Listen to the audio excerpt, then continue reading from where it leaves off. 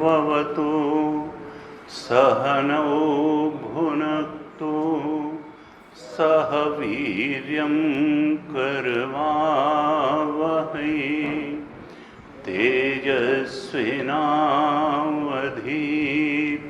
तेजस्विनावधीतमस्तु मा विद्विषावहै। ॐ शान्ति शान्ति शान्तिः।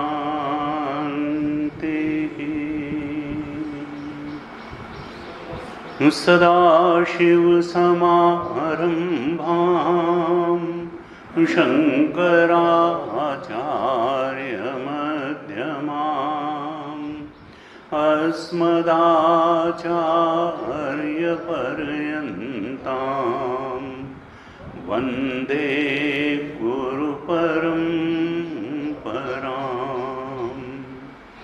अज्ञानतिमिरान्धस्य ज्ञानाञ्जनशलाकया चक्षुरुन्मीलितं येन तस्मै श्री गुरवे नमः। तस्मै श्री गुरवे नमः।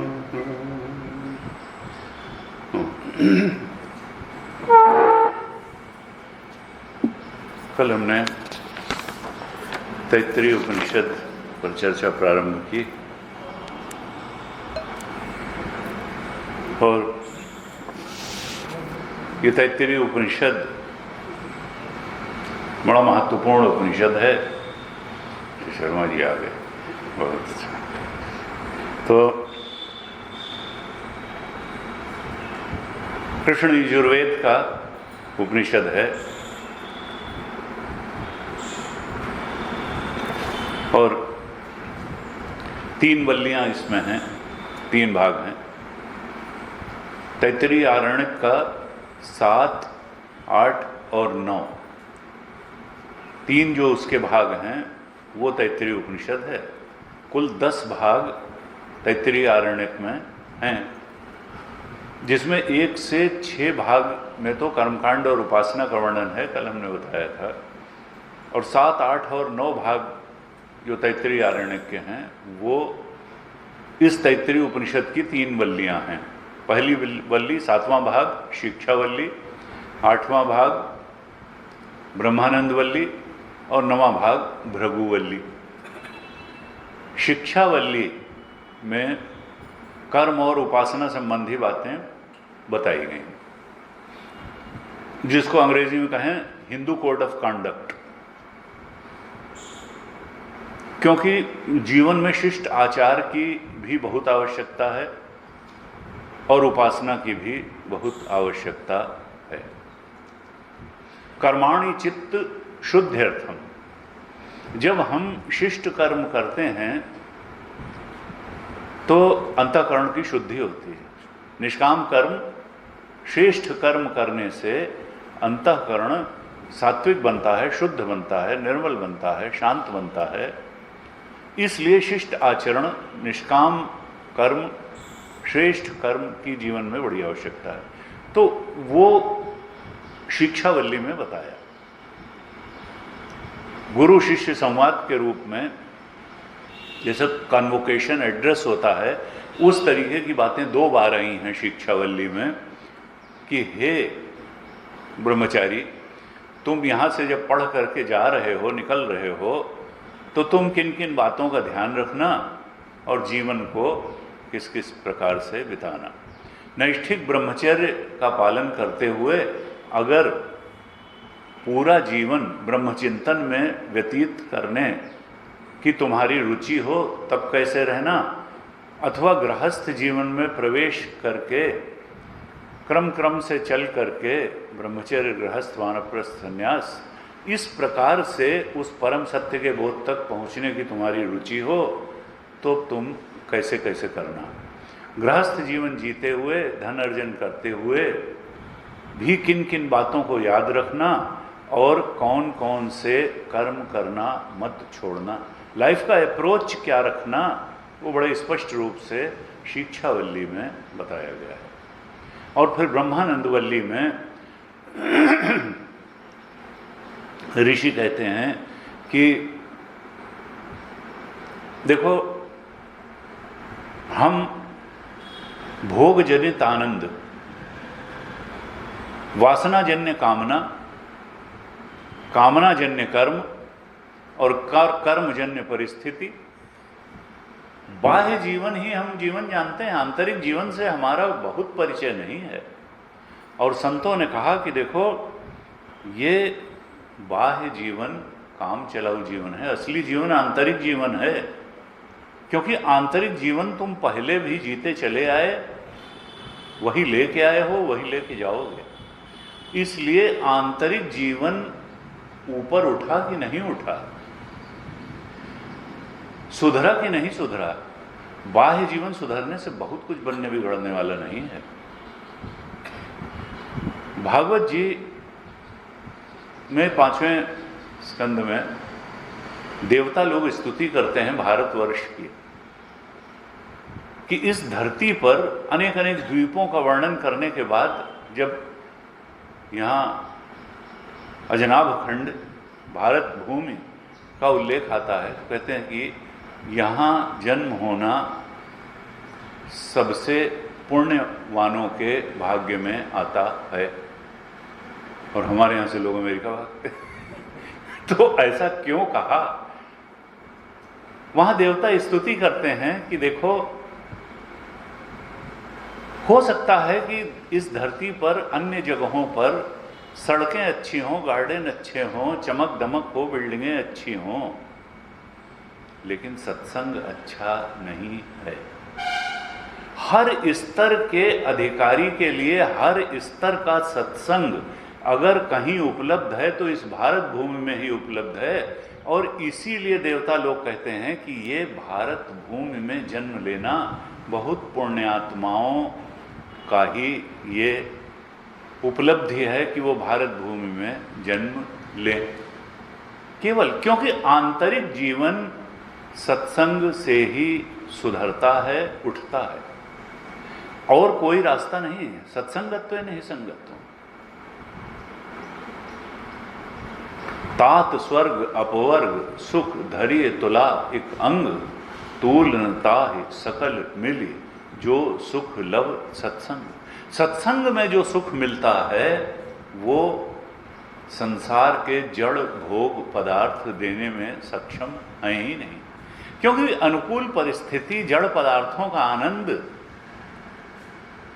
वो अज्ञान जनित आनंद है, अभिमान जनित आनंद है। कल भी हमने चर्चा की थी। उसमें वृत्ति जरूर बनेगी बाद में कि मैं सुखी हूं, और चूंकि हमने एक डिजायर पाल ली, दिनों दिनों तक, हफ्तों हफ्तों, महीनों महीनों पाल ली कि ये बहुत बड़ी चीज है और इसको पा करके हमको जाने क्या मिल जाएगा, तो थोड़ी देर के लिए शांति होती है। वो विक्षेप राहित्य, जो विक्षेप हमने भर रखा था मन में, थोड़ी देर के लिए अचीवमेंट के बाद वो शांत हो जाता है विक्षेप, तो हमको एक प्रकार से सुख जैसी अनुभूति होती है। अशांत से एक शांति की अनुभूति होती है, उसी को सुख कहते हैं। कहा देखो, ये सुख विषय का धर्म है ही नहीं। ये अभी ब्रह्मानंद वल्ली में और बड़े स्पष्ट रूप से बताने वाले हैं कि सुख विषय का धर्म नहीं है, संसार के पदार्थों में सुख नहीं है, सुख तो आत्मा का धर्म है। यद दृश्यम तद जड़म तद नष्टम तद मिथ्या। जो कुछ भी दृश्य कोटि में आता है वो सब जड़ है और मिथ्या है। अब जो चीज मिथ्या का मतलब दिखाई देती है लेकिन है नहीं, अनुभव में आती है लेकिन है नहीं, अविद्यमानत्वे सति भासमानत्वम मिथ्यात्वम। जैसे प्रतिमान सर्प है तो रस्सी, दिखता है सांप, तो जो चीज है ही नहीं, वेदांत कहता है वो सुखद कैसे हो सकती है या वो दुखद कैसे हो सकती है। पहले वो चीज हो तो तब तो सुखद या दुखद होगी। इसका मतलब क्या है कि ये केवल तुम्हारी भ्रांति ही है जो जगत में कहीं सुख को देख लेती है और कहीं दुख को देख लेती है। जो चीज भी दृश्य कोटि में आती है वो जड़ है, वो नाशवान है, और उसको पाने से कोई ऐसा सुख मिल जाएगा ये कोई बात ही नहीं है। क्योंकि सत्य चित्त आनंद तो आत्मा का स्वरूप है। जो अनात्म है वो सत नहीं है, वो असत है। जो अनात्म है वो चेतन नहीं है, वो जड़ है। और जो अनात्म है वो आनंद स्वरूप नहीं है, कहा जाए तो दुख स्वरूप है, भले वो तात्कालिक रूप से सुखद स्वरूप लगे। और इसका एक व्यावहारिक प्रमाण संतों ने दिया कि देखो, सुख तो आत्मा का ही धर्म है। हर चीज में जब हमारा कोई अचीवमेंट होता है तो एक वृत्ति व्याप्ति होती है और एक फल व्याप्ति होती है। हमने पहले कई बार चर्चा की। यानी हमने नई गाड़ी ले ली तो हुआ कि हाँ भाई ये गाड़ी है, ये ऐसी है, मारुति कंपनी की है, नेक्सा की है, फलाने की है, और देखो तो यह कार है। लेकिन उसके ठीक बाद तो ये तो वृत्ति व्याप्ति हो गई। I am owner of this car, मेरी कार। ये जो मैं वाली बात आती है यह है फल व्याप्ति। असल में सुख का कारण वही होती है। अगर केवल वृत्ति व्याप्ति हो तो इतनी गाड़ियां खड़ी हैं, सुख नहीं होगा। जब यह होता है कि मैं इसका ओनर हूं, मैं की तृप्ति होती है, और ये मैं भाव वृत्ति व्याप्ति के बाद फल व्याप्ति उसी से होगी जो दृश्य जगत की चीज होगी। दृश्य जगत की चीज होगी, उसी में वृत्ति व्याप्ति और फल व्याप्ति दोनों होगी। आत्मा के साथ, ब्रह्म के साथ हमने चर्चा करी थी अपरोक्षानुभूत के समय भी, कि वहां पर वृत्ति व्याप्ति तो होती है लेकिन फल व्याप्ति नहीं होती। क्योंकि मैं ओनर कैसे हूं, मैं तो है ही है वो। अब मैं फिर नहीं तो आत्मा अलग हो जाएगी, वो मैं अलग हो जाएगा। तो ये होता है कि आत्मा है, ये तो होता है। जैसे कार है, वृत्ति व्याप्ति तो हुई कि आत्मा है, सच्चिदानंद है, लेकिन मैं तो हेरत हेरत हे सखी रहा कबीर हेराए। ये जीव जब ब्रह्म को खोजने निकलेगा तो ये डूब जाएगा, खत्म हो जाएगा। ये नहीं कह पाएगा कि मुझे ब्रह्म मिला, नहीं, ब्रह्म है। वृत्ति व्याप्ति होगी, आई एम नोवर ऑफ ब्रह्म। जैसे अन्य ज्ञानों के बारे में है कि नहीं मैंने भाई फिजिक्स में एमएससी किया है, मैंने मैथमेटिक्स में किया है, मैं इंजीनियर हूं, इस तरह का मैं ब्रह्म ज्ञानी हूं, ये बात नहीं है। मैं तो रहेगा नहीं, बस ब्रह्म है, ब्रह्म है, यही रहेगा। उसमें आइनेस की कोई चीज नहीं रह जाएगी, नहीं तो फिर दो हो जाएंगे, द्वैत हो जाएगा। तो कहा इसका, और वो आत्मा ही आनंद स्वरूप है। इसका एक ये है कि बाकी सारे आनंद थोड़ी देर के लिए आते हैं और फिर वो खत्म हो जाते हैं, क्योंकि वो दृश्य जगत के क्षणिक आनंद हैं, अनित्य आनंद हैं, वो जड़ के आनंद हैं। असल में वो केवल वृत्ति बनाते हैं और उसमें जो रिफ्लेक्शन है वो तो आत्मा के ही आनंद का होता है। लेकिन उनके उस आनंद में भी हमारा मन, देखिए सूक्ष्म जगत की बात है, थोड़ा अंदर देखना पड़ेगा, क्योंकि वेदांत जीने वाला विद्या है। वेदांत सुनने और रटने वाली विद्या नहीं, जीने वाली विद्या है। तो इसमें तो इस विद्या का श्रवण करते हुए निरंतर अपनी वृत्तियों को देखना पड़ेगा और अपने अंतःकरण का एनालिसिस करना पड़ेगा, श्रवण करते समय भी और बाद में भी, तब उसका लाभ मिलने वाला है। तो जब किसी सांसारिक विषय का भी आनंद होता है तो हम अपने मन में आने वाली सारी विचारों और भावनाओं को जानते हैं। मन इस समय क्रोध से भरा है, मन इस समय लोभ से भरा है, मन इस समय घृणा से भरा है, मन इस समय विद्वेष से भरा है। ये सब हम जान लेते हैं। लेकिन जिस समय हम आनंद की गहराइयों में होते हैं तो उस आनंद को कोई क्रोध, काम, लोभ, घृणा, मत्सर की तरह से देख नहीं पाता, वो आनंद हो ही जाता है। कभी आप ध्यान करिएगा, जब गहरे आनंद में डूबे हों तो क्या आप आनंद को काम, क्रोध, लोभ, मोह, मद, मत्सर की तरीके से देख पाते हैं? कोई नहीं देख पाता है। आप आनंद हो ही जाते हैं। इसका मतलब वो दृश्य जगत की चीज नहीं है, वो आत्मा का स्वरूप ही है। आनंद को अन्य विकारों की तरह से, विकार आत्मा का स्वरूप नहीं है। इसीलिए कहते हैं तुम नित्य शुद्ध बुद्ध मुक्त हो स्वरूपता, तुम आनंद स्वरूप हो, तुम सत स्वरूप हो, तुम चेतना स्वरूप हो। विकार आत्मा का स्वरूप नहीं है, इसलिए विकार को देखा जा सकता है। हम जान लेते हैं कि इस समय चित्त किस विचार से भरा हुआ है, किस भाव से भरा हुआ है। लेकिन आनंद की गहराइयों में जब डूबते हैं तो हम वही हो जाते हैं, हम उसके दृष्टा नहीं रह सकते हैं, क्योंकि दृष्टा आनंद स्वरूप ही है। तो आनंद आत्मा का स्वरूप है, और जो आंतरिक जीवन है वो बाह्य जीवन से बहुत ज़्यादा महत्वपूर्ण है। अज्ञान जनित, अभिमान जनित आनंद, राग जनित आनंद, द्वेष जनित आनंद, अभिनिवेश जनित आनंद, कि देखो मृत्यु से बच गए, विपरीत परिस्थिति से बच गए। देखो अभिनिवेश आकर के काल का पंजा खड़ा हुआ था और बिना उसके दबोचे में आए, देखो हम निकल आए। यह राग था इनसे, इस परिस्थिति से, प्राणी पदार्थ परिस्थिति से ये मिल गया। तो कहा कि ये जो आंतरिक जीवन है बड़ा महत्वपूर्ण है। सत्संग से, ब्रह्म चिंतन से इस आंतरिक जीवन को निरंतर विक्षेप रहित बनाना, आत्म शांति से, आत्म सुख से इसको भरते रहना मनुष्य जीवन का यही उद्देश्य है।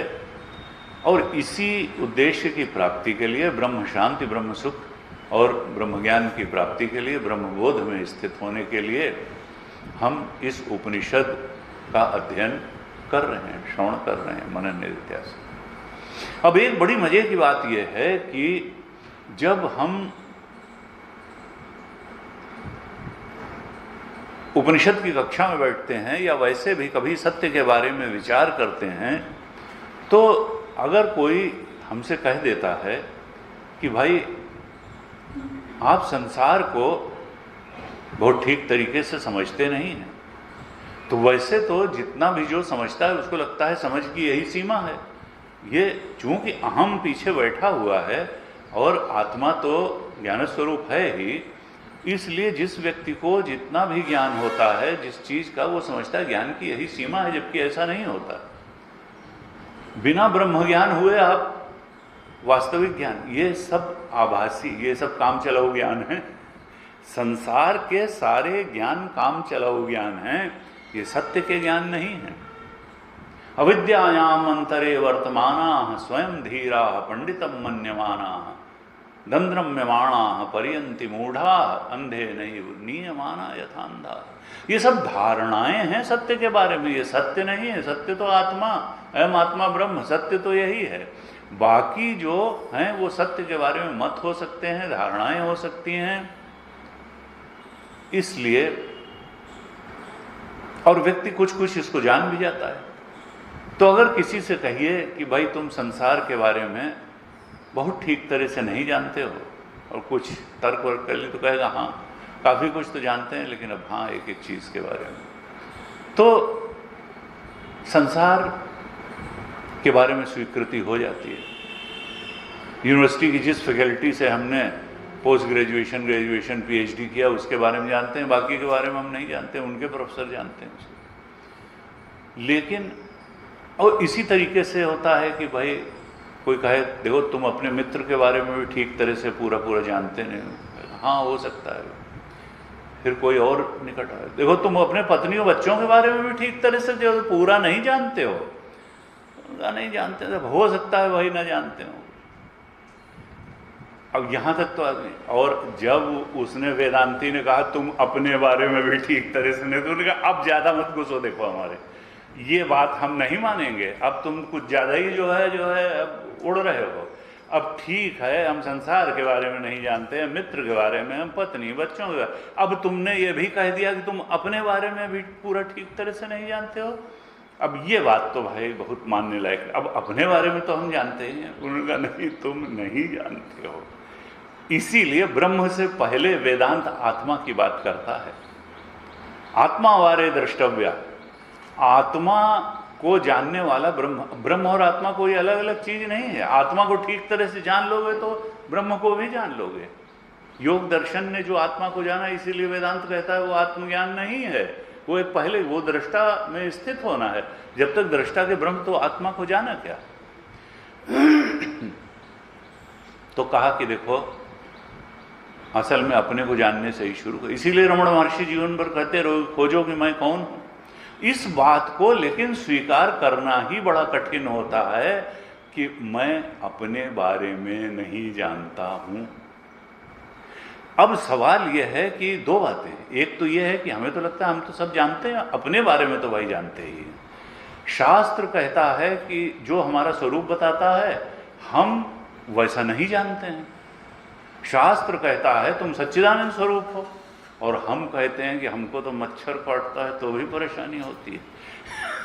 हम तो मच्छर काटने से भी दुखी हो जाते हैं, हम आनंद स्वरूप कहाँ हैं।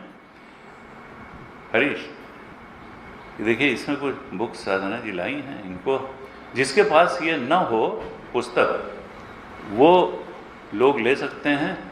15 किताबें हैं। तो क्योंकि हम अभी इसीलिए इधर उधर की बातें बहका रहे थे कि ये आ जाएं और जो है किताब आ जाए तब हम पाठ कराने से शुरू करें।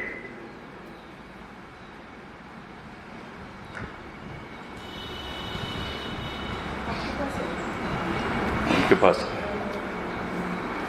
नहीं होंगी तो और भी आ जाएंगी। अभी बगल से देख के भी पढ़ सकते हैं।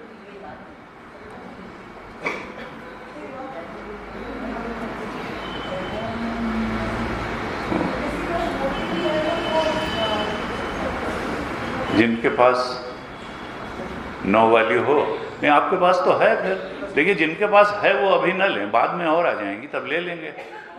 कोई वो स्टोर करने के लिए नहीं है। मैं ना और भी मंगा देते, पता ही नहीं चला तो 15 मंगाई थी।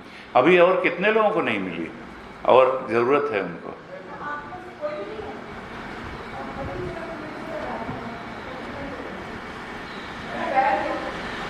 तो मैं बता रहा था कि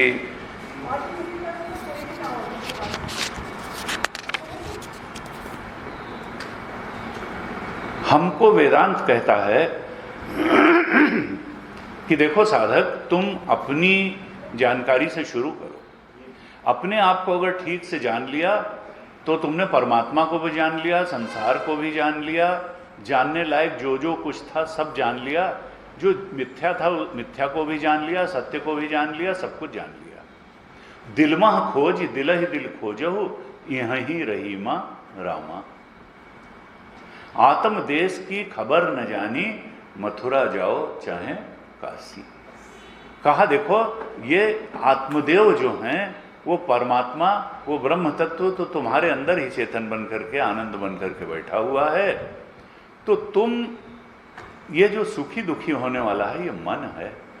आत्मा कभी सुखी नहीं, आत्मा कभी विकारग्रस्त नहीं हुआ, आत्मा कभी दुखी नहीं हुआ, आत्मा विषयों की प्राप्ति से कभी सुखी नहीं हुआ, विषयों के चले जाने से, न प्राप्त होने से कभी दुखी नहीं हुआ। सुख दुख के ऊपर है, आत्मा आनंद स्वरूप है।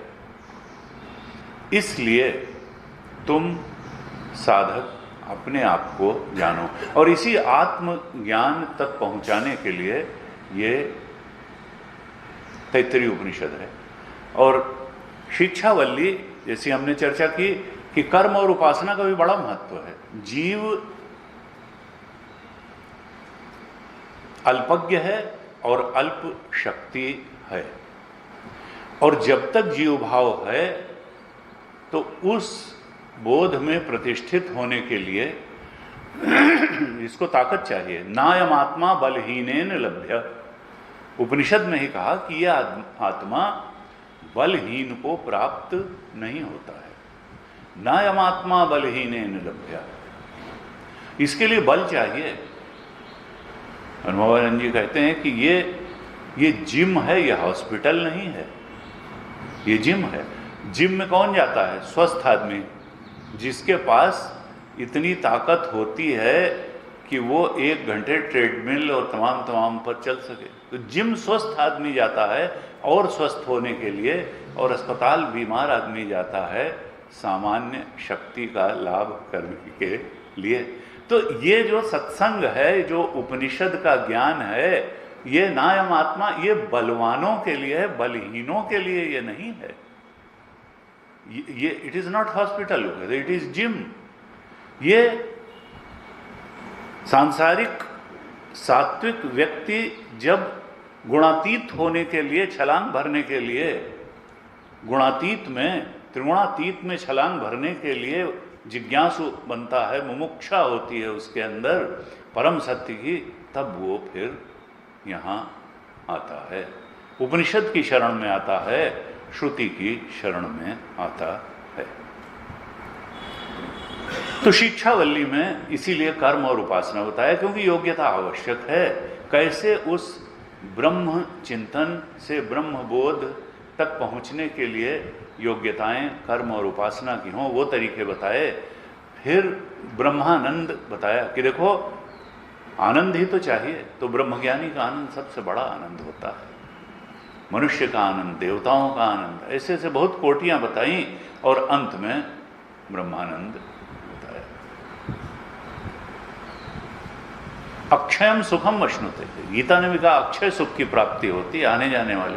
प्रशांत मनसम हेनम योगिनम सुखमुत्तमम उपायति शांत रजसम ब्रह्मभूतम अकल्मषम। जब अकल्मषम, सारे विकार चले जाते हैं, क्योंकि विकार क्यों हों?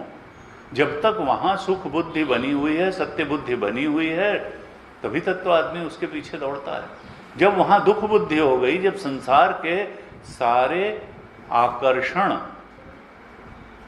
दुखद आकर्षण में ये लगने लगा, और सत्य तो आत्मा का आकर्षण ही सत्य आकर्षण है, तो फिर अब किस लिए वहां जाएगा? आत्मानं चेद विजानीयात अयम अस्मेति पुरुषः किमिच्छन् कस्य कामाय शरीरम अनुसंज्वरेत। उपनिषद में कहा कि जो आत्मज्ञानी हो गया, वो अब किस कामना से और किस इच्छा की पूर्ति के लिए संसार में पागलों की तरह दौड़ भाग करेगा।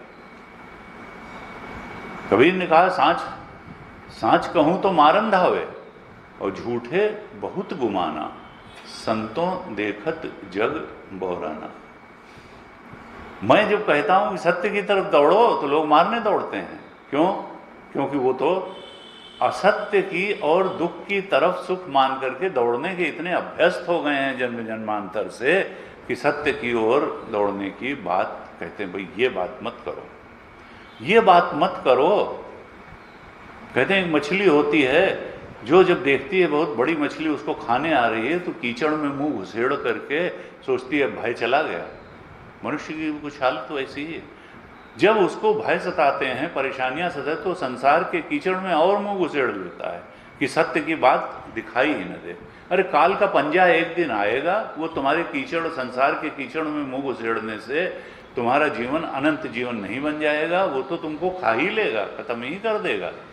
तुम चाहे जितना संसार में मुंह घुसेड़ करके बचने की कोशिश करो, काल तो एक दिन तुमको ले जाएगा। इसलिए क्यों नहीं उसका सामना करते? इसके पहले कि काल का पंजा आ करके इस जीवन को बता दे कि अब पूरा हो गया, तुम अनंत शांति और अनंत तृप्ति के उस आत्मबोध ब्रह्मबोध में प्रतिष्ठित हो जाओ, या उधर जितना से ज़्यादा चल सकते हो चलो।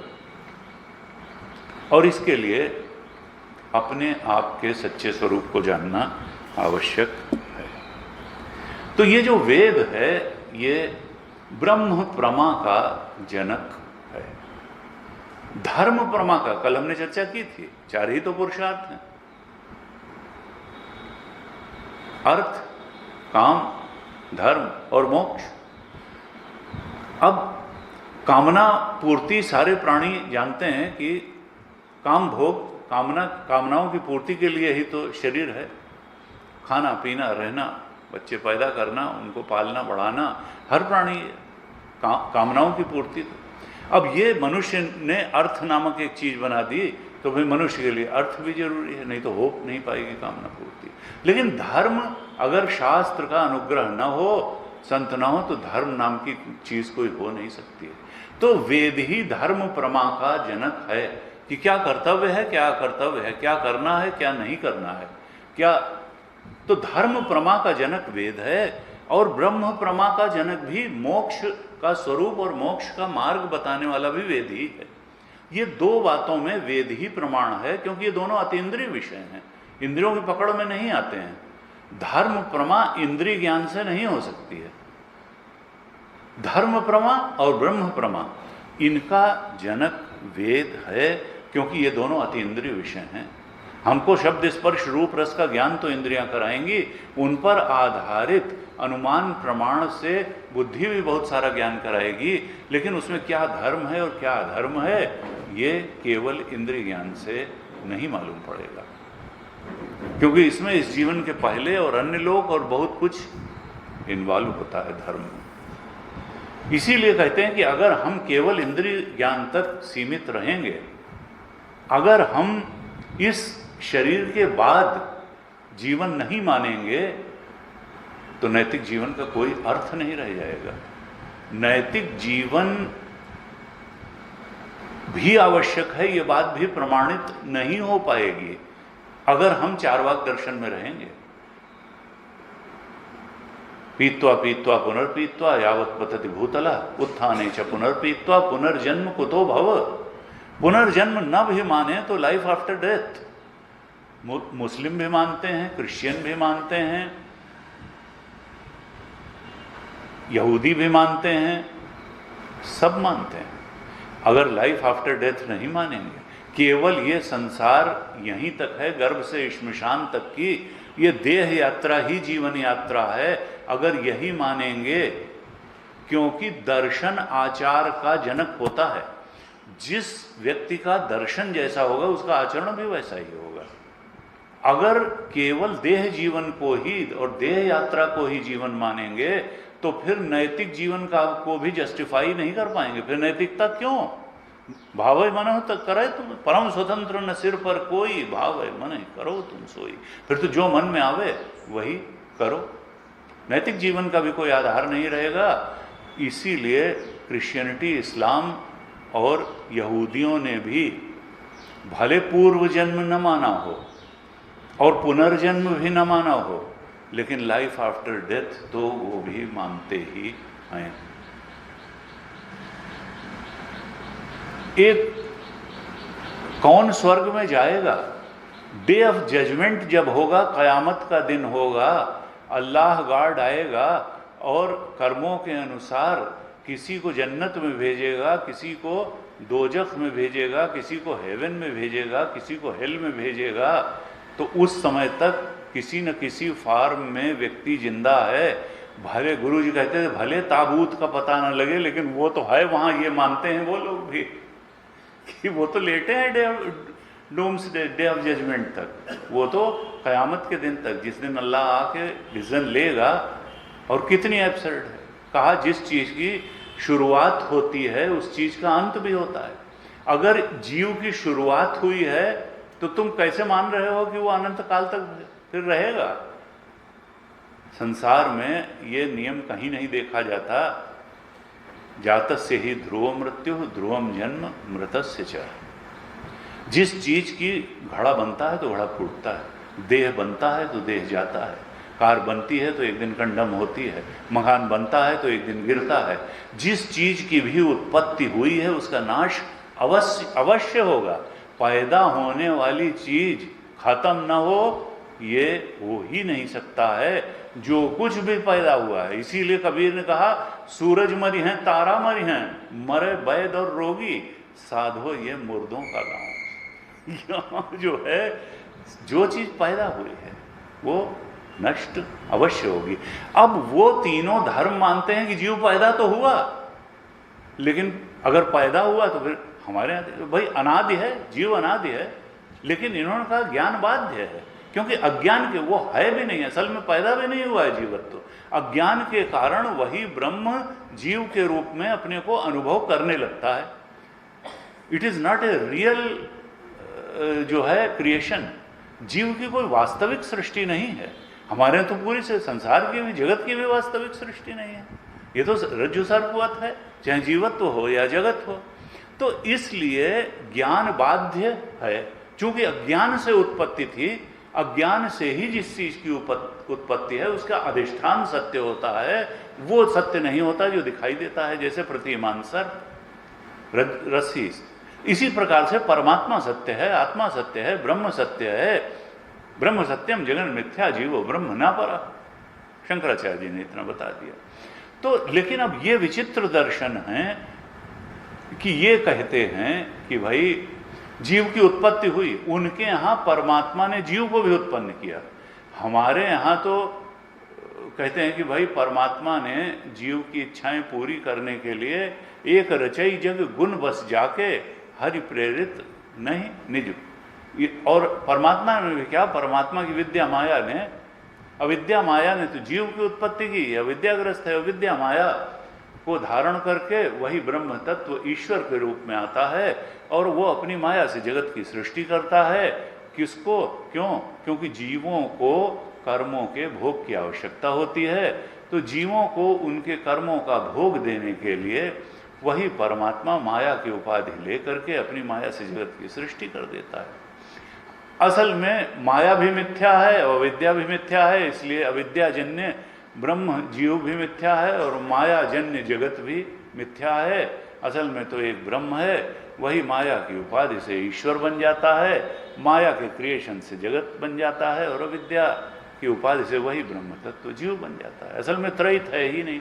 लेकिन वो कहते हैं कि नहीं, ईश्वर है, उनके यहाँ ब्रह्म का कॉन्सेप्ट ही नहीं है, ईश्वर है और ईश्वर इस जगत का नियंता है और कर्म फलदाता है, नियामक है, शासक है और कर्म फलदाता है। साथ साथ वो जीवों का करता भी है, जगत का भी करता है और जीव का भी करता है।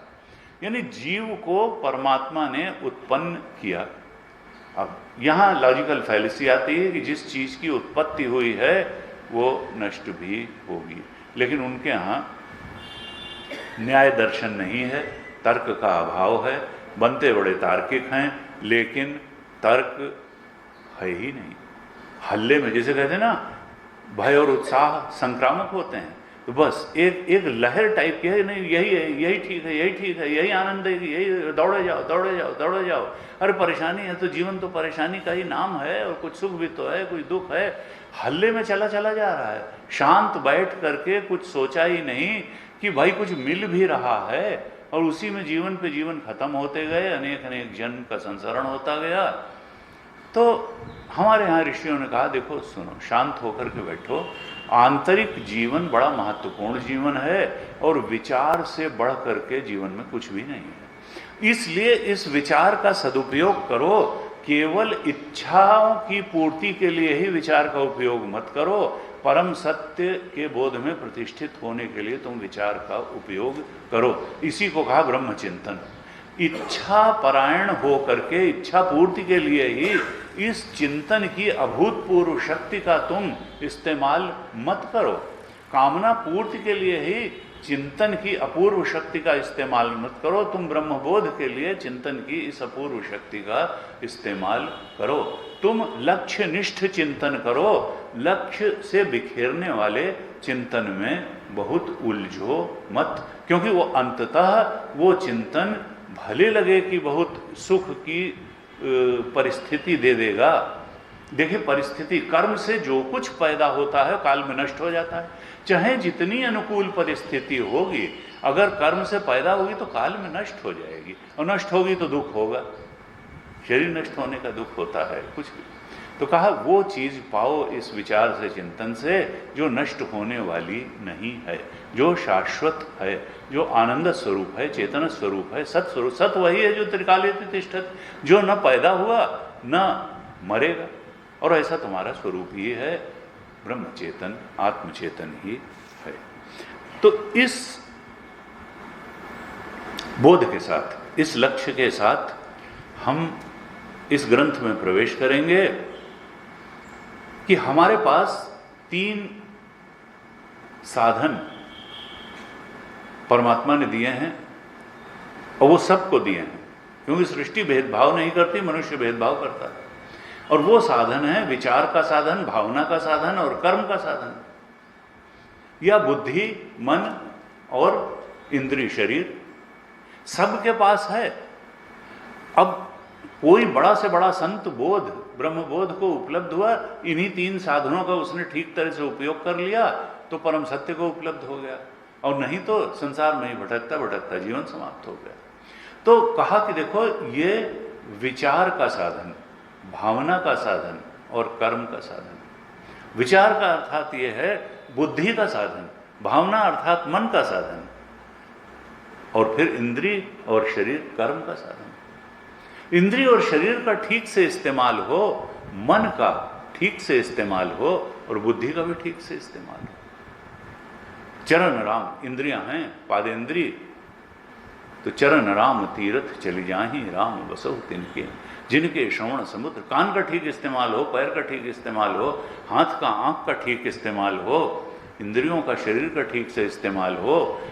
मयि एव मन आधत्स्व मयि बुद्धिम निवेशय निवशिष्यसि मयि एव अत ऊर्ध्वम न संशय। 12वें अध्याय में भगवान कहते हैं कि जो मन और बुद्धि को मुझे अर्पित कर देता है, अर्थात संसार ठीक है, जितना काम है उतना मन बुद्धि संसार को अर्पित करना ठीक है, लेकिन उसी में पूरा मन बुद्धि लगा देना ये ठीक नहीं है। भगवान, ये मन और बुद्धि मुख्य रूप से भगवान को अर्पित। अब कई बार क्या होता है कि लोग डरते हैं, भय बहुत, और कहा ब्रह्मज्ञानी को भय नहीं होता है। आनंदम ब्रह्मणो विद्वान न विभेति कुतश्चन। एक तो आनंद में रहता है और भय से, अभी आएगा तैत्तरीय उपनिषद का ही है। क्यों? क्योंकि उसको लगता है फिर घर कैसे चलेगा, शरीर कैसे चलेगा। और भगवान ने एक नहीं अनेकों जगह ये कहा, उपनिषद में भी, गीता में भी, कि योगक्षेमम वहामि अहम। देखो, तुम अगर मुझे समर्पित होगे तो तुम्हारे योग और क्षेम का वहन मैं करूंगा। जो चीज तुम्हें आवश्यक होगी मिलेगी, और जो अनावश्यक, जो चीज कहा योग, जो नहीं मिली है मिलेगी, और जो मिली है वो जाएगी नहीं। योग और क्षेम का मैं वहन करूंगा। लेकिन होता क्या है, कठोपनिषद ने कहा, श्रेयश्च प्रेयश्च मनुष्य में तत् तौ संपरीत्य विविनक्ति धीरा। श्रेयो हि धीरो अभिप्रेयसो वृणीते, प्रेयो मंदान योग क्षेमात् वृणीते। कहा श्रेयश्च प्रेयश्च मनुष्य में तत्। हर मनुष्य के जीवन में ऐसा जंक्चर आता है कि वो चौराहे पर खड़ा है, वो चाहे तो श्रेय मार्ग का वर्णन करे और चाहे तो प्रेय मार्ग का वर्णन करे, चाहे तो श्रेयार्थी बने और चाहे तो प्रेयार्थी बने।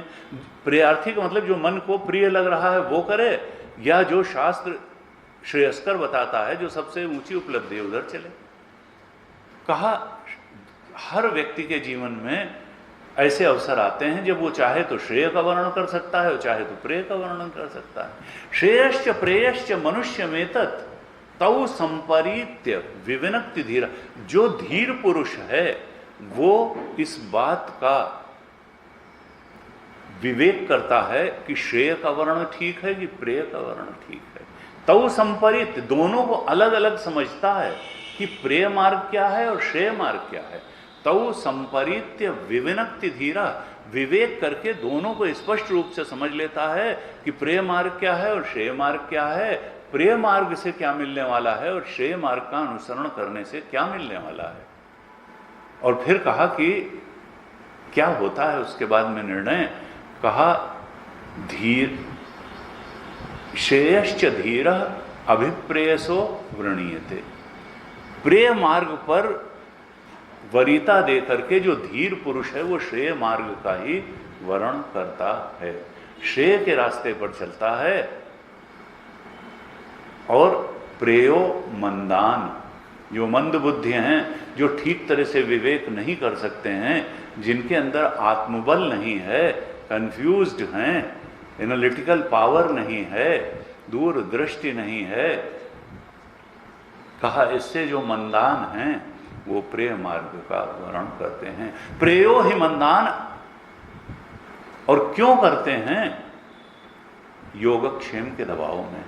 प्रेयो मंदान योग क्षेमात् प्रणीते, उनको लगता है जो कुछ हमने इतनी मुश्किल से हासिल किया है कहीं चला न जाए, या हमारी जो जो चीज की जरूरत है ऐसा न फिर मिलेगी कहाँ से। इसलिए भाई बाई एनी हुक और क्रुक, सीधे से मिलती हो तो ठीक, उल्टे से मिलती हो तो ठीक, योग और क्षेम का वहन करो अपनी बुद्धि से निर्णय करके। बहुत चक्कर में श्रेय व्यय के पढ़ने की जरूरत नहीं है, नहीं तो जो कुछ हाथ में है वो भी चला जाएगा। तो कहा कि भाई देखो, ये योग क्षेम के दबाव में व्यक्ति श्रेय मार्ग का वर्ण न करके प्रेय मार्ग का वर्ण कर लेता है। लेकिन कहा वो मंदान है, उसके पास एनालिटिकल पावर ठीक नहीं है, विवेक नहीं है, वो मंदान है। जो प्रेय मार्ग का, जो धीर पुरुष है वो तो श्रेय मार्ग का ही वर्ण कर। क्या है उपनिषद, ये कठोपनिषद का मंत्र है, किधर बढ़ाते हैं कि तुम प्रेय मार्ग का साधक वर्ण मत करो, परमात्मा है, वो संभालने वाला है। जब दुख आएगा तो दुखहारी भी है, दुख हरता भी है, दुख हरता भी कोई है, ये तुम ही नहीं हो। बातुल किमतव नास्ति नियंता, तुम ही थोड़ा इस सृष्टि को चला रहे हो, अपने पैदा किए तो पैदा नहीं हुए। तुमने गेहूं चावल सब थोड़ो बनाए हैं, उसी ने बना के रखे। वो तुमने जो है माता के गर्भ में नाल थोड़ो जुड़वाई थी डॉक्टर, अरे वो सब जानता है कि गर्भ में तुमको क्या आवश्यकता थी, छोटे बच्चे थे तो क्या आवश्यकता थी, बड़े हुए। ये दुनिया का चलाने वाला और तुमको भी चलाने वाला वही है और वही चला रहा है, तुम परेशान मत हो। योग क्षेम के दबाव में आकर के तुम श्रेय मार्ग का तिरस्कार मत करो और प्रेय मार्ग का वर्ण मत करो। तुम्हारा चलाने वाला कोई है, नियंता कोई है। जब सारे सहारे बेकार हो जाते हैं तब भी एक सहारा है, और वो सबका सहारा है, असल में वही सहारा है। तुम्हें बुद्धि देने वाला वही है, तुम्हें उस बुद्धि में सुमति देने वाला वही है, तुम्हें भावनाएं की शुद्धता उच्चता देने वाला वही है, तुम्हें शक्ति देने वाला वही है। और नायमात्मा बलहीन लभ्या, इसलिए बलवान बनो, बुद्धि से बलवान बनो, इंद्रियों से बलवान बनो, शरीर से बलवान बनो, अपने मन को भी सशक्त बनाओ। का देखो, बात कुछ पाने की है नहीं, पाया हुआ है, ये है ही है। न पाने की भ्रांति मिटाना है, पाया हुआ तो है ही। ये घड़ा अगर ये जान ले घटाकाश कि घड़ा एक मिथ्या प्रतीति है, और घड़ा रहते हुए भी अगर जान ले, घड़ा फूटे बिना भी, कि हम घटाकाश नहीं महाकाश हैं, बस इतनी सी तो बात है। ये चेतना जीव चेतन नहीं है, ब्रह्म चेतन है। ये शरीर रहते हुए भी अगर इसका बोध हो जाए तो बस यही तो, उसमें मरने की जरूरत नहीं है, मरने से मिलेगा भी नहीं, शरीर खत्म करने से नहीं मिलेगा। घड़ा रहते हुए ही घटाकाश, घड़े को रहते हुए ही ये जान ले कि हम महाकाश हैं। ये इस शरीर में कैद रहते हुए ही चेतन जान ले कि हम ब्रह्म चेतन हैं। ये हम घट से घिरे हुए चेतन नहीं हैं, हम इस शरीर से घिरे हुए चेतन नहीं है, न स्थूल शरीर से न सूक्ष्म शरीर से। हम तो एक अखंड सर्वव्यापक चेतन हैं, ब्रह्म चेतन हैं। ये दृढ़ बोध होना, निश्चयात्मक ज्ञान होना, यही ब्रह्म प्रमा है। यही ब्रह्म प्रमा है कि इस शरीर में रहते हुए ही यही जीव का नष्ट होकर के ब्रह्म बोध में स्थित होना है। हम घिरे हुए चेतन नहीं, चेतन घिर सकता भी नहीं किसी चीज से। स्थूल में ताकत है ही नहीं कि सूक्ष्म को घेर ले। कहा इसी का नाम मुक्ति है। मरेगा कौन? कबीर ने कहा जा मरने से जग डरे मेरो मन आनंद, कब मरी हूं कब पाई हूं पूरन परमानंद। अब वो किस मरने की बात कर रहे हैं? देह के मरने की? कहा नहीं, जीवत्व के मरने की, इस भ्रांति के मरने की कि ये जो चेतनमय में करके स्फुरित हो रहा है ये शरीर में कैद चेतन है। तब ब्रह्मानंद की प्राप्ति, पूर्ण परमानंद की प्राप्ति नहीं होगी। पूर्ण परमानंद की प्राप्ति होगी जब यह भ्रांति मरेगी। जब कब मरी हो कब पाई हो, जा मरने से जग डले। कहा योगिनो बिभ्यति तस्मात्, योगी लोग डरते हैं कि हम तो मर जाएंगे, क्योंकि जो योग की समाधि है उससे चाहे जितने दिन बाद लौट करके आएगा फिर वही वासनाएं और वही कामनाएं खड़ी मिलेंगी। इसीलिए कहा ब्रह्म ज्ञान ज्ञान है, ब्रह्मबोध बोध है, क्योंकि इसमें हमेशा के लिए खुले नयन हंसी हंसी पहचानो सुंदर रूप। कहा सहज समाधि जो है, खुली आंख से समाधि, 24 घंटे समाधि, वो समाधि जो थोड़ी देर की हो वो क्या समाधि? वो मोक्ष जो थोड़ी देर के लिए हो, वो आत्मानंद जो थोड़ी देर के लिए हो, वो कैसा? वो ब्रह्मानंद नहीं है, तो शाश्वत होना चाहिए। ऐसे ये तैत्तिरीय उपनिषद आह्वान करता है कि हे साधक तुम स्वरूप बोध में प्रतिष्ठित हो जाओ। अब हम थोड़ा पाठ करेंगे फिर थोड़ा चर्चा करते हैं।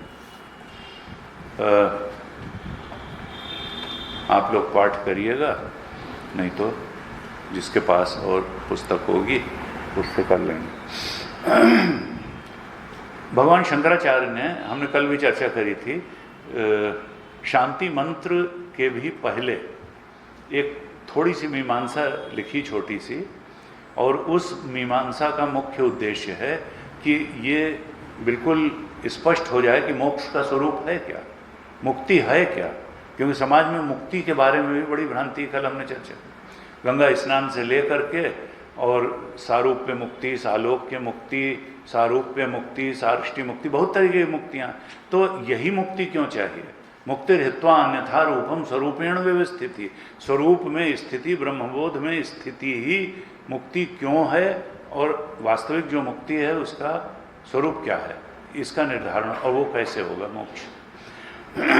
मोक्ष के स्वरूप और मोक्ष का साधन निर्धारित करने के लिए एक छोटा सा प्रकरण शुरू में ही उपनिषद पर भाष्य के पहले लिखा, तो हम लोग उसके थोड़े से पार्ट का पाठ करेंगे।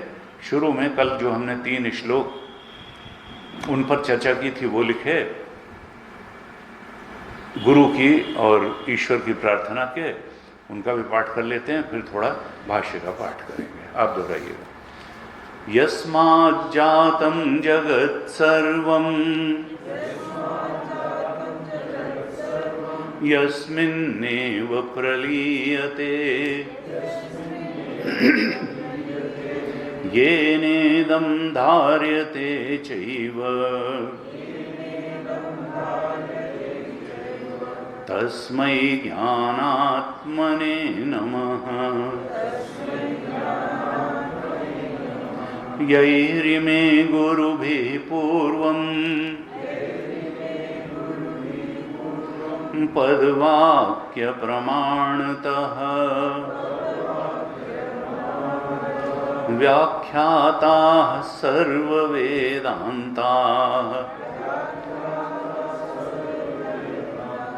तान् नित्यं प्रणतोऽस्म्यहम्। तैत्तिरीयकसारस्य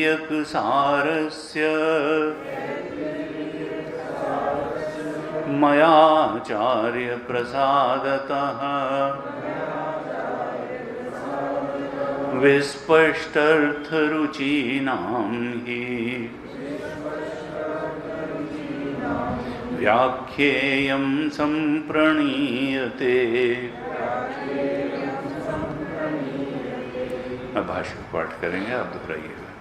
नित्यानि अधिगतानि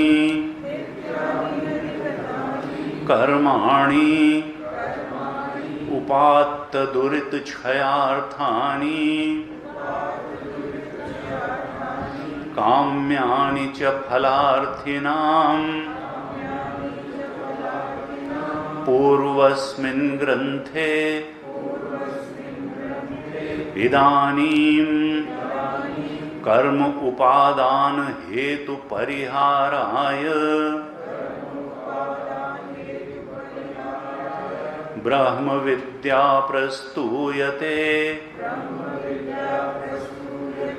कर्म हेतु कामः स्यात् प्रवर्तकत्वात् आप्तकामानां हि काम अभावे स्वात्मनि अवस्थानात् प्रवृत्ति अनुपपत्तिः आत्मकामत्वे च आप्तकामता आत्मा हि ब्रह्म तद्विदः हि परप्राप्तिं वक्ष्यति। अतः अविद्यानिवृत्तौ स्वात्मनि अवस्थानं परप्राप्तिः अभयं प्रतिष्ठां विन्दते। एतम् आनन्दमयम् आत्मानम् उपसंक्रामति इत्यादि श्रुतेः काम्य प्रतिषिद्धयोः अनारंभात् आरब्धस्य च उपभोगेन क्षयात् नित्य अनुष्ठानेन प्रत्यवाय अभावात् अयत्नतः एव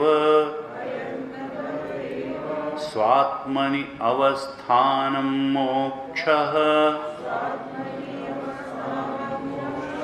अथवा निरतिशयायाः प्रीतेः स्वर्ग शब्दवाच्याः कर्म हेतुत्वात् कर्मभ्यः एव मोक्षः इति चेत् न कर्म अनेकत्वात् अनेकानि हि आरब्धफलानि अनारब्धफलानि च अनेक जन्मांतरकृतानि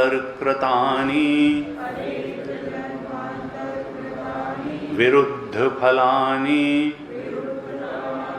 कर्माणि संभवन्ति। अतः तेषु अनारब्ध फलानाम् एकस्मिन् जन्मनि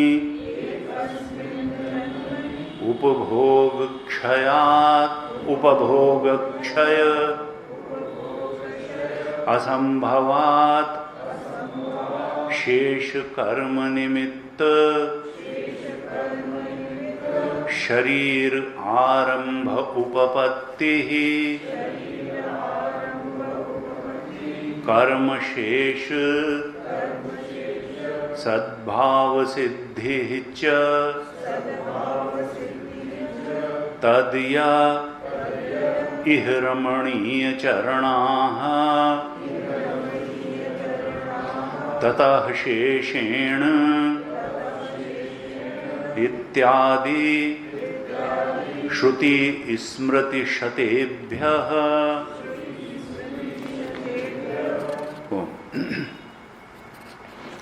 कल हमने 3 श्लोकों का अर्थ तो कर ही दिया था। हल्का सा अर्थ देख लेते हैं। तटस्थ लक्षण और स्वरूप लक्षण पहले श्लोक में दोनों ही बता दिए, और इस बहाने से उस ब्रह्म तत्व परम सत्य को नमन भी कर लिया। यस्मात् जातम जगत सर्वम, जिससे यह सारा जगत उत्पन्न हुआ है। जातम यस्मिन एव प्रलीयते, जिसमें लय हो जाता है जगत, जिससे जातम है, प्रलीयते है, और ये निदम धार्यते, जिससे ये जगत उत्पन्न हुआ, प्रलीयते लीन हुआ, और धार्यते जिससे धारण किया जाता है। उत्पत्ति स्थिति और लय जिस तत्व से इस जगत की है, और वो तत्व कैसा है? ज्ञान आत्मने, वो कोई बाहर नहीं है, वो हमारा आत्म तत्व ही है, चेतन तत्व ही है, वो नॉलेज इटसेल्फ है। ज्ञान आत्मने नमः, उस परम सत्य को मैं नमस्कार करता हूँ। फिर कहा यही इमे गुरुभि पूर्वम, पद वाक्य प्रमाणता, मैं उन सब गुरुओं को भी प्रणाम करता हूँ जिन्होंने वेदांत को खोल खोल के समझाया, एक एक पद को समझाया, एक एक वाक्य को समझाया, और युक्तिपूर्वक प्रमाणतः युक्तिपूर्वक समझाया कि अब बुद्धि के पास कोई ऑप्शन नहीं है उसके अलावा किसी बात को सत्य कहने का। युक्ति से भी कस दिया और एक एक पद और वाक्य को बताया, व्याख्यायित किया। सर्व वेदांता तान नित्यम प्रणतोस्मि, हम उनको तो मैं सदा ही प्रणाम करता हूँ, कोई औपचारिक नहीं, उनके प्रति यानी आदर है, नमन है। तैत्तिरीय सारस्य मयाचार्य प्रसादता, तीसरे श्लोक में कहा था कि मैं अब तैत्तिरीय का सार इस पर भाष्य लिखूंगा, जिसमें सार रूप में बताऊंगा कि ये उपनिषद के मंत्र, इनका वास्तव में अर्थ क्या है, उपयोग क्या है, कहना क्या चाहते हैं। क्योंकि भगवान शंकराचार्य अगर भाष्य न लिखें तो उपनिषद का अर्थ भी समझना बड़ा कठिन हो जाएगा। तैत्तिरीय सारस्य मया आचार्य, उन्होंने कहा ये नहीं कि मैं इसका सारा श्रेय स्वयं नहीं ले रहा हूँ, अपने आचार्य की कृपा से, प्रसाद से जो अर्थ मुझे स्पष्ट हुआ वही बता रहा हूँ। यानी यहाँ नवीनता का नहीं, परंपरा का महत्व है। इस संसार में नवीनता का महत्व है, जो नया है वो, लेकिन यहाँ पर क्या है कि सबसे पुरातन पुरुष जो हैं विष्णु जी हैं या भगवान हैं, परमात्मा से ज़्यादा पुराना कोई नहीं है। यहाँ परंपरा का महत्व है, यहाँ नए का महत्व नहीं। कई बार लोग कहते हैं देखिए ये नई दृष्टि है, नई दृष्टि की जरूरत नहीं है।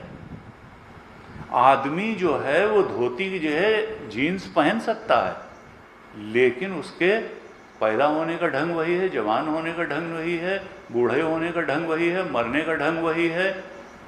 इस सृष्टि को जो चलाने वाला है उसका चलाने का, तुम अगर नियमों को नहीं मानोगे तो उनसे हानि का तरीका वही है, मानोगे तो ऊपर उठने का तरीका वही, शांति का तरीका वही है, और दुख का तरीका वही है। यहाँ नवीनता कुछ नहीं है। तो ये कहा कि देखो यहाँ तो गुरु ने सृष्टि का जो स्वरूप बताया, तुम्हारा जो स्वरूप बताया, असल में तो उसी लाइन पर चलते हुए तुम परम की प्राप्ति कर सकते हो, सर्वोच्च की प्राप्ति कर सकते हो। कहा विस्पष्ट अर्थ रुचि नाम, जिनको यह है कि हम सर्वशुद्ध अर्थ जान लें कि उपनिषद कहना क्या चाहता है, उन्हीं के लिए मैं भाष्य लिख रहा हूं। और ये कौन जानना चाहेगा? नहीं तो छल कहते हैं कि गलत अर्थ कर देना। लोग मत के दबाव में, मत की सिद्धि के लिए अर्थ का अनर्थ कर देते हैं। भागवत का गलत अर्थ कर देंगे, उपनिषद का गलत अर्थ कर देंगे, कुछ तो समझते ही नहीं हैं। अगर ईशावास्य में एक बार मुझसे एक जन मिले, उन्होंने कहा मैं आपके पास है ईशावास्य? हमने कहा हाँ है। तो ये तो वो मान ही रहे थे कि कम से कम मैंने उसको पढ़ा तो नहीं होगा या मैं उसको जानता नहीं होऊंगा उसका अर्थ। उन्होंने कहा उसके श्लोक मुझे कुछ देखना। मैं समझ गया कि आदमी विद्या, वहाँ अविद्या का अर्थ है कर्म और विद्या का अर्थ है उपासना। लेकिन वो शायद चिन्मय मिशन पर आक्षेप करना चाहते थे कि विद्या, क्योंकि उसमें आता है अंधम तमः प्रविशन्ति ये अविद्याम उपासते। वो लोग अंधकार में प्रवेश करते हैं जो अविद्या के मार्ग पर चलते हैं, और उनसे भी ज़्यादा अंधकार में वो प्रवेश करते हैं जो विद्या के मार्ग पर चलते हैं। तो वो शायद ये क्रिटिसाइज करते हैं, देखो विद्या इद्या से कुछ नहीं होगा, भजन करो। परंपरा के संत हैं वो चिढ़ते हैं ज्ञान से, परंपरा के संत को ज्ञान से चिढ़ होती है, ज्ञान में ये सब जो है। तो हम समझ गए कि इसीलिए, खैर उन्होंने वो शायद नहीं हो पाया उनको, लेकिन अब वो उसको नहीं, अब अगर उन्होंने भाष्य नहीं पढ़ा है शंकराचार्य जी का, तो वो जो सामान्य अर्थ है अविद्या का अर्थ है वहाँ कर्म, क्योंकि कर्म जो है वो उसके पीछे कामना होती है, और कर्म से कोई शाश्वत फल की प्राप्ति नहीं होती है।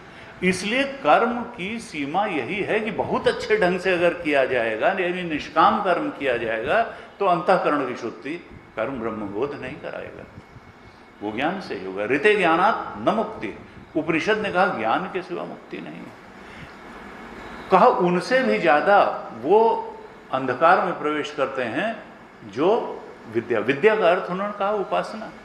अगर केवल वही पकड़ के बैठ गए और ऊपर नहीं उठे, गुरु की शरण में नहीं गए, उपनिषद की शरण में नहीं गए, तो फिर वो उनसे भी ज्यादा अंधकार में प्रवेश। क्यों? क्योंकि सिद्धियां आने लगेंगी, परमात्मा की कृपा से सिद्धियां आने लगेंगी, वो चमत्कार दिखाने लगेगा व्यक्ति, और उसी में उलझ करके रह जाएगा और सत्य के बोध से वंचित रह जाएगा। तो खैर ये किस शब्द का, किस पद का कहाँ क्या अर्थ है, ये परंपरा से अगर न बताया गया होता तो समझ में आने वाला था नहीं। यहाँ शंकराचार्य जी ने कहा कि मैं उस परंपरा से प्राप्त सर्व शुद्ध पद और वाक्य को युक्तिपूर्वक उसके अर्थ को बताने वाला हूँ। पहली लाइन क्या है भाष्य की? नित्यानि अधिगतानि कर्माणि उपात्त दुरित क्षयार्थानि काम्यानि च फलार्थिनाम पूर्वस्मिन् ग्रंथे। पूर्वस्मिन् ग्रंथे, पहली लाइन भाष्य की उन्होंने कहा, देखिए कहाँ से शुरू कर रहे हैं। तैत्तिरीय आरण्यक में जैसा हमने बताया कि 10 भाग तैत्तिरीय आरण्यक में हैं, 1 से 6 भाग तक क्या बताया गया है पूर्वस्मिन् ग्रंथे, क्योंकि अब 7, 8 और 9 पर तो भाष्य अभी लिखेंगे ही, तो पूर्वस्मिन् ग्रंथे यानी तैत्तिरीय आरण्यक में ही 1 से 6 भाग तक क्या डिस्कस किया जा चुका है वो बता रहे हैं पूर्वस्मिन् ग्रंथे। अर्थात तैत्तिरीय आरण्यक के 1 से 6 भाग तक क्या बताया गया है? नित्यानि अधिगतानि, जो नित्य कर्म हैं उनके बारे में बताया गया। अधिगतानि का मतलब क्या है कि इट हैज बीन कवर्ड, क्या अधिगत किया जा चुका है पूर्वस्मिन् ग्रंथे 1 से 6 में, नित्य कर्मों के बारे में वहां बताया जा चुका है। क्योंकि कर्म भी बहुत महत्वपूर्ण है, अगर हम ठीक तरह से कर्म नहीं करेंगे तो भी भटक जाएंगे, अंतःकरण शुद्धि नहीं होगी और जीवन ठीक तरह से चलेगा नहीं। इसलिए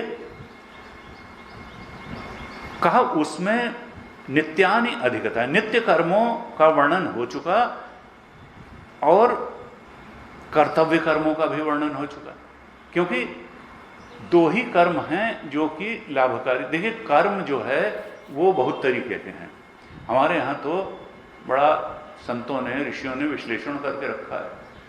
कहा देखो, एक है नित्य कर्म, एक है नैमित्तिक कर्म, एक है प्रायश्चित कर्म, एक है उपासना कर्म, और फिर एक है सकाम कर्म और एक है निषिद्ध कर्म।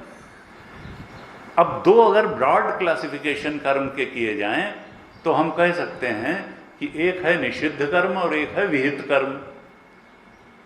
तो निषिद्ध कर्म क्या है? कहा हिंसा न करो। अगर शास्त्र, देखिए तस्मात् शास्त्रम प्रमाणम थे, शास्त्र ही प्रमाण है निषिद्ध और जो विहित कर्म के लिए। हमारी बुद्धि प्रमाण नहीं है, पड़ोसी की बुद्धि प्रमाण नहीं है, शास्त्र ही प्रमाण है। उसी के अनुसार विहित और निषिद्ध कर्म का निर्धारण करना चाहिए, गीता ने कहा। तो कहा कि देखो जो निषिद्ध कर्म है, जैसे हिंसा मत करो, सुरापान न करो, शास्त्र ने कहा। तो ये निषिद्ध कर्म है, विहित नहीं है। तो निषिद्ध कर्म तो नहीं करना है, नहीं तो फिर जीवन में दुख आएगा। और कहा कि देखो सकाम कर्म भी अगर तुम करोगे तो थोड़ा बहुत सुख मिलेगा, सकाम कर्मियों को थोड़ा बहुत सुख मिलेगा, लेकिन सकाम कर्म अंतःकरण की शुद्धि नहीं करेगा, इच्छाओं को बढ़ा ही देगा। इच्छा पूरी होकर के बढ़ जाती है, लोभ बन जाती है, कामना पूरी होकर के लोभ बन जाती है, नहीं पूरी होती क्रोध बन जाती है। इसीलिए गीता जी में कहा दूरेण ही अवरम कर्म बुद्धि योगात् धनंजय, तुम सकाम कर्म से अर्जुन बचो। बुद्धौ शरणं अन्विच्छ कृपणा फल हेतवा। देखो फल को ध्यान में रख करके कर्म करने वाला दीन बन जाता है, कृपण बन जाता है। इसलिए निष्काम कर्म करो, निष्काम कर्म करो, सकाम कर्म मत करो, नहीं तो कुछ बहुत बड़ी चीज हासिल नहीं करोगे, लेकिन हाँ थोड़ा बहुत तो होगा ही, स्वर्ग भी मिल सकता है। तो का निषिद्ध कर्म और सकाम कर्म, इन निषिद्ध कर्म को तो एकदम मना करता है, सकाम कर्म को कहता है कि वेद भी शास्त्र भी कि इनसे बच सको तो बचो। और फिर 4 कर्म और बचे, नित्य कर्म, नैमित्तिक कर्म, प्रायश्चित कर्म और उपासना कर्म। ये सब करने वाले, ये विहित कर्म है चारों। नित्य कर्म करो, हम चर्चा करेंगे इन पर आगे कि नित्य कर्म क्या है। आप जानते भी हैं कि नित्य अकरणे प्रत्यवाय, नित्य कर्म अगर हम नहीं करेंगे तो दोष लगेगा, प्रत्यवाय दोष लगेगा। गुरु जी कहते हैं जैसे नित्य कर्म क्या है, एक तो हम लोग सब लोग जानते हैं, वे ब्रश करना, सवेरे से जो है अपना नित्य क्रियाएं करना, नहाना धोना। कहा देखो नित्य कर्म तो करना ही, नहीं करोगे तो न करने से दोष लगेगा और तुम्हारी हानि होगी। कहते थे भाई ब्रश अगर रोज नहीं करोगे तो बिना वेदांत पढ़े ही वेदांती हो जाओगे, दांत चले जाएंगे। बिना वेदांत पढ़े ही वेदांती हो जाओगे अगर ब्रश। तो नित्य कर्म है, उसको करना चाहिए, नहीं प्रत्यवाय दोष लगेगा। और अगर तुमने नहाना छोड़ा तो बिना अद्वैत बोध में स्थित हुए ही अद्वैत स्थिति हो जाएगी, कोई पास बैठना पसंद नहीं करेगा। कोई पास बैठना पसंद नहीं करेगा, अद्वैत हो जाओगे। वेदांती और नित्य कर्म छोड़ने से ये है, बिना वेदांत पढ़े ही वेदांती और बिना जो है अद्वैत बोध में स्थित हुए ही अद्वैत। अगर नहाना ब्रश करना ये सब नित्य कर्म छोड़ते प्रत्यवाय दोष लग जाएंगे। तो नित्य कर्म करना है, नौकरी करना भी नित्य कर्म है, अपना बिजनेस करना भी नित्य कर्म है। और नैमित्तिक कर्म कई बार हमने चर्चा की, जैसे आज पूजा छोड़ करके पड़ोसी अगर बहुत बीमार है तो उसको अस्पताल ले जाए, वो नैमित्तिक कर्म है, परिस्थिति जाने का, हमको वो करना चाहिए, नैमित्तिक कर्म। और प्रायश्चित कर्म, गलती हो ही जाती है आदमी से, गलती हो ही जाती है, इसलिए जैसे ही लगे गलती हुई तो प्रायश्चित कर लेना चाहिए, तो उससे पाप की निवृत्ति हो जाती है। प्रायश्चित कर्म भी करना चाहिए। और फिर कहा उपासना कर्म, उपासना भी सूक्ष्म कर्म ही है, उपासना कर्म भी करना अवश्य चाहिए। तो ये कहा, ये तो नित्य और कर्तव्य कर्म का जो वर्णन है वो 1 से 6 भाग तक किया जा चुका है पूर्वस्मिन ग्रंथे। और क्यों किया गया है? नित्यानि अधिगतानि कर्माणि, जो नित्य कर्म हैं उनका वर्णन पूर्वस्मिन ग्रंथे 1 से 6 भाग तक किया जा चुका है। और किस लिए किया गया है? उपात्त दुरित क्षयार्थानि, उपात्त यानी जो अर्जित किए गए हैं, कब अर्जित किए गए हैं, चाहे इस जन्म में या पूर्व जन्मों में, जिनका हमने संग्रह कर लिया है, दुरित अर्थात पाप, उनके क्षय के लिए। यानी जो नित्य कर्म ये 4 बताए, नित्य, नैमित्तिक, उपासना और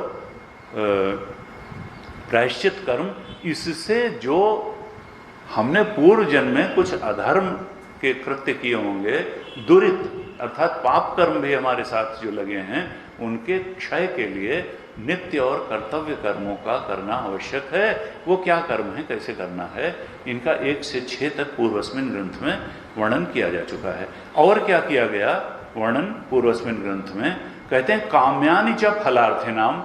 भाई कई बार इतना प्रेशर होता है अंदर से कि सिर्फ कह देने से नहीं चलता है कि काम में कर्म ना करो, इतना दबाव होता है कि भाई कामना की पूर्ति चाहिए। और ऐसा नहीं कि साधारण व्यक्ति को चाहिए, कुछ कामनाएं ऐसी होती हैं कि भोग करके ही उनसे मुक्ति होती है, उपदेश से नहीं होती। आप लोग जानते हैं कि जो कपिलोपाख्यान में जो उनके पिता थे, तो भगवान के जब दर्शन हुए, कपिल का ज्ञानावतार था, उनके पिता का क्या नाम था, हैं? क्या नाम था? हैं? कर्दम ऋषि। तो कर्दम ऋषि जो है, कर्दम ऋषि ने बहुत तपस्या करी, भगवान का दर्शन हुआ, और तब भगवान ने कहा मांगो, तो उन्होंने कहा विवाह करा दीजिए। तो भगवान भी जो है वो भी अजीब आदमी है, लोगों ने क्या कहता विवाह करा दीजिए, लेकिन भगवान ने ऐसा नहीं कहा, हम लोग होते तो ऐसा कहते हैं। तो उन्होंने कहा कि ठीक है, आज से तीसरे दिन मनु महाराज अपनी कन्या देवहूति को लेकर के आएंगे तुम्हारे पास, और तुम मना मत करना। और फिर वो कपिल गीता भी अवतरित हुई और जैसे। तो कहा कि उनका कुछ भोग ऐसा था, एक तो भगवान का अवतार भी होना था, तो साधारण व्यक्ति के माध्यम से तो भगवान का अवतार हो नहीं सकता। जैसे पाराशर ऋषि के माध्यम से व्यास जी का अवतार हुआ, ऐसे ही कर्दम ऋषि के माध्यम से कपिल भगवान का ज्ञान अवतार होना था। और यह भी है कि प्रारब्ध कुछ ऐसा होता है कि भोग करके ही समाप्त होता है। वो क्या कम ज्ञानी थोड़े थे, लेकिन फिर वो जो है गए, और फिर सन्यास भी उन्होंने लिया, 9 कन्याएं हुई, कपिल का ज्ञानावतार हुआ, और फिर उन्होंने गए सन्यास लेकर के, फिर मुक्त हुए। तो कहा कि काम्यानि च फलार्थिनाम, कि फल चाहने वालों के लिए सकाम कर्मों का भी वर्णन पूर्व ग्रंथ में किया गया है। क्योंकि फल की भी, देखिए हमारे यहाँ जब रुद्राभिषेक होता है तो नमक चमक 2 हैं, तो उसमें 250 तरीके की कामनाएं भी बताई कि तुम तो 5-6 तरीके की जानते हो कामना हैं, पुत्रेषण वित्तेषण लोकेषण, ये पूरी हो जाए तो समझते हो सारी कामनाएं होंगी। उसमें 250 तरीके कि हे मनुष्य तुम तो इतने बुद्धिहीन हो कि कामना करना, देखो ये जो है ये 250 तरह की कामनाएं की जा सकती हैं, तो वो भी बता दिया, और उनको पूरा करने का रास्ता भी बता दिया। तो इसीलिए तो कर्मकांड का वेद बहुत बड़ा है, फिर उपासना का और ज्ञान कांड का तो छोटा है, क्योंकि यहाँ तो कुछ पाने का है नहीं, यहाँ तो एक तरह से भ्रम का नाश करने के लिए ये ऋचाएँ हैं, जो अज्ञान का नाश करने के लिए, तो नाश करने के लिए बिल्डिंग के लिए जो है बहुत बड़ी बनानी हो तो टेक्नोलॉजी की जरूरत है, ऐसा इंजीनियर लाओ, ऐसी सरिया लाओ, और अगर खाली ढहाना हो तब क्या है, कोई भी उसमें कोई बहुत बड़े उपकरणों हो उसकी जरूरत नहीं। तो केवल 4000 ऋचाएँ तो ज्ञान कांड की हैं। कहा ये जो नित्य कर्म, कर्तव्य कर्म, उपासना कर्म आदि की बात बताई गई, सकाम कर्मों की पूर्ति की बात भी पूर्वस्मिन ग्रंथ में बता दी गई। अब यहाँ क्या बताया जा रहा है, तो कहा इदानीम कर्म उपादान हेतु परिहाराय ब्रह्म विद्या प्रस्तूयते। अब जो कर्म का उपादान है और उसका जो हेतु है, कर्म का हेतु क्या है, कामना, अविद्या कामना कर्म, हम जानते हैं कर्म क्यों होता है, कामना पूर्ति के लिए ही कर्म होता है। और कामना क्यों होती है, क्योंकि आनंद स्वरूप सुख पाने की ही तो कामना होती है। क्योंकि आत्मा सुख स्वरूप है, इस बात की का अज्ञान है, अविद्या है, इसलिए सुख पाने की कामना होती है, और कामना की पूर्ति के लिए ही कर्म होता है। तो कर्म उपादान हेतु परिहार है। कर्म का हेतु क्या है, कर्म का उपादान है कामना, और उसका भी कारण है अविद्या, उसके परिहार निवारण के लिए, अर्थात कर्म, कामना और अविद्या तीनों के नाश करने के लिए, परिहार करने के लिए, उनको हटाने के लिए ब्रह्म विद्या प्रस्तुत थे। ये ब्रह्म विद्या प्रस्तुत की जा रही है इस ग्रंथ में। इदानीम कर्म उपादान हेतु परिहाराय ब्रह्म विद्या प्रस्तूयते। कहाँ? 7, 8 और 9 भाग में, यानी शिक्षावल्ली, ब्रह्मानंदवल्ली और भृगुवल्ली में ब्रह्म विद्या प्रस्तुत की जा रही। देखिए, हमारे यहाँ एक परंपरा रही, जैसे सामान्य बातचीत में या तर्क में ये होता है कि अपनी बात जमाने के लिए सामने वाला जो बात कहे उसको काट दो। तो किसी ने कोई बात कही कि ये ठीक है, कह दो ये ठीक नहीं है। क्यों ठीक नहीं है? ज़्यादा से ज़्यादा ये बता दो। और फिर वो अगर कहे तो फिर भाई ठीक क्या है ये बता दो। तो नहीं, वो हमें नहीं मालूम, वो हमने कभी सोचा ही नहीं कि ठीक क्या है, बस जो तुम कह रहे हो वो ठीक नहीं है। सामान्य व्यक्ति का तर्क इस प्रकार से चलता है। लेकिन शिष्ट परंपरा क्या है भाष्य या ऋषियों में, जो कि पहले अपनी बात बताओ कि तुम किस बात को ठीक समझते हो, तुम क्या समझते हो, तुम्हारा मत क्या है, फिर दूसरे के मत को बता करके, उसकी कमियां को बता करके उसके मत को काटो। लेकिन पहले अपना मत बिल्कुल स्पष्ट रूप से तुम्हें बता दो, फिर दूसरे के मत को काटो। यहां भगवान शंकराचार्य बिल्कुल इस भाष्य में वही पद्धति ले रहे हैं। सबसे पहले वो अपना तर्क रख रहे हैं कि हमारा मत क्या है, सत्य के बारे में हमारा मत क्या है, सत्य को बोध कराने वाले मार्ग के बारे में हमारा मत क्या है। तो कहा कि देखो, सत्य तो स्वरूप ही है, अज्ञान कामना कर्म से वो ढका हुआ है। इस अज्ञान कामना कर्म के आवरण के परिहार के लिए, निवारण के लिए ब्रह्म विद्या प्रस्तुत है। साधन भी बता दिया। ब्रह्म विद्या द्वारा ही ये आत्म अज्ञान, ब्रह्म अज्ञान का जब निवारण होता है तो फिर कामना कर्म का भी निवारण हो जाता है और आत्मोपलब्धि हो जाती है। कहा इदानीम कर्म उपादान हेतु परिहाराय ब्रह्म विद्या प्रस्तुयते। कर्म हेतु कामः स्यात्। कर्म का जो हेतु है, कर्म होता क्यों है? कामना के कारण। कर्म का हेतु है कामना। कर्म हेतु कामः स्यात्। क्यों? प्रवर्तकत्वात्। क्योंकि कर्म का प्रवर्तक कामना है। कर्म में व्यक्ति लगता क्यों है? कर्म में प्रवृत्ति क्यों होती है? कामना के कारण। कामना पूर्ति के लिए ही कर्म होता है। नहीं तो चाह गई चिंता मिटी, मनुआ बेपरवाह, जाको कछु न चाहिए सोई साहन साह। ऐसे कहा इसमें। तो कहा कर्म हेतु काम शायद प्रवर्तकत्वात् आप्त कामानाम ही काम अभावे स्वात्मनि अवस्थानात् प्रवृत्ति अनुपपत्ति है। कहा ये कामना, चूंकि कर्म का हेतु तो कामना है, कामना के कारण ही कर्म होता है, कर्म में प्रवृत्ति कामना की वजह से होती है। तो अब अगर काम का अभाव होना है तो किसमें कामना का अभाव हो सकता है? कहा आप्त कामा नाम, जिसकी कामनाएं पूरी हो गई हों। जब कामना पूरी हो गई तभी तो कामना का अभाव होगा, नहीं तो कामना जो है वो अंदर से दबाव डालती रहेगी अपनी पूर्ति के लिए। आप्त कामा नाम ही काम अभावे, जिसकी स्वात्मनि अवस्थानात्, जो अपनी आत्मा में स्थित होगा। स्वात्मनि, आत्मा में, स्व आत्मनि। आत्मनि माने सप्तमी है, आत्मनि, आत्मनि सप्तमी का होता है में, पर। स्वात्मनि माने आत्मा में, स्व आत्मनि अपनी आत्मा में, अवस्थानात् अवस्थान होने पर, पंचमी में पर। कहा स्वात्मनि अवस्थानात् अपनी आत्मा में दृढ़ता से अवस्थान होने पर प्रवृत्ति अनुपपत्ति, फिर कामना का अभाव हो जाता है और इस कारण कर्म में प्रवृत्ति भी नहीं होती है। कर्म में प्रवृत्ति का जो बीज है कामना, उस कामना का आत्मज्ञानी में अभाव हो जाता है, इसलिए प्रवृत्ति नहीं होती। और ये कहा कि वो कौन है, आप्त कामानाम, उसकी सारी कामनाएं पूर्ण हो जाती हैं। अभी मंत्र आने वाला है इसी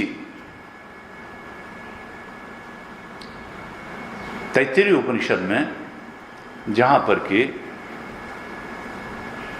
उपनिषद बताएगा कि जो आत्मबोध में स्थित हो जाता है सो अश्नुते सर्वान कामान सह, आत्मज्ञानी की सारी कामनाएं एक साथ पूरी हो जाती हैं। ये नहीं कहा, देखो जब तक कामना की लालसा होगी तब तक कर्म होता ही रहेगा, और व्यक्ति ऐसे ही उपदेश में चाहे जो कहता रहे कि नहीं करना नहीं करना, वो तो करना ही पड़ेगा, ढकेल करके करा देगी, कर्म में उतार देगी। तो इसलिए मन में अगर कामना उत्पन्न हो रही है, और ये कब उत्पन्न नहीं होगी, प्रजात यदा कामान सर्वान पार्थ मनोगतान की स्थिति कब आएगी, जब आत्मज्ञान होगा। कहा आत्मन्येव च संतुष्टः तस्य कार्यम न विद्यते, गीता के 3 अध्याय के 17वें श्लोक में कहा, यस्त्वात्मरतिरेव स्यात् आत्मतृप्तश्च मानवः आत्मनि एव च संतुष्टः तस्य कार्यम न विद्यते। आत्मज्ञानी, आत्मरति, आत्मसंतुष्ट व्यक्ति के मन में ही कामनाएं उत्पन्न नहीं होती, वो आत्मा में ही संतोष को पा जाता है। जैसे आत्मानंद में भी सारे आनंद वो पा लेता है, और तस्य कार्यम न विद्यते, वो कामना और कर्म दोनों के ऊपर उठ जाता है, उसके मन में ही कामना का जन्म है। कामना होगी भी तो संसार के भले की कामना होगी, जैसे गुरुदेव के तो ईश्वरी कामनाएं ही आएंगी। वो कहते थे only divine dictate flows through my mind, मेरी बुद्धि से डिवाइन जो विल है वही परकोलेट होती है। वासनाजन्य कामनाएं वहां नहीं, क्योंकि वासना पूंजी अविद्या पूंजी तो नष्ट ही हो गया ब्रह्म ज्ञान से। ऐसे ये बताया। और अब आगे अपना मत बताने के बाद, अपना मत अभी थोड़ा सा 2-3 लाइन में और स्पष्ट करेंगे, उसके बाद में जो अन्य मत उनके ठीक पहले, जैसे पूर्व मीमांसकों का मत, नैयायिकों का मत, उनकी मुक्ति का स्वरूप क्या बताते हैं, क्यों बताते हैं, और वो क्यों गलत है, इस बात को अन्य कुछ तो हमने आज ही चर्चा कर ली।